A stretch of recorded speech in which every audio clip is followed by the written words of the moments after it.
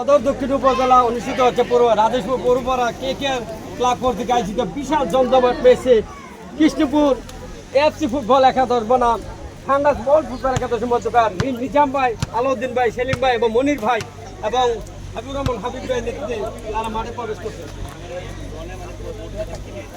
অতিথির মতো মাঠে প্রবেশ করছে।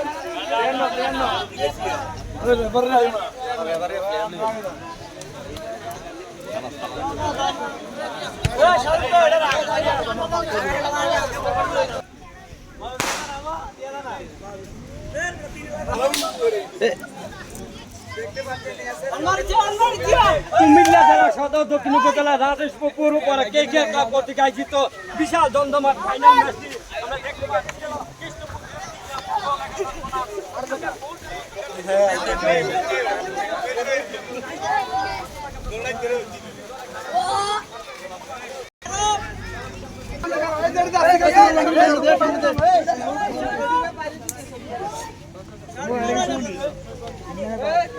সামনে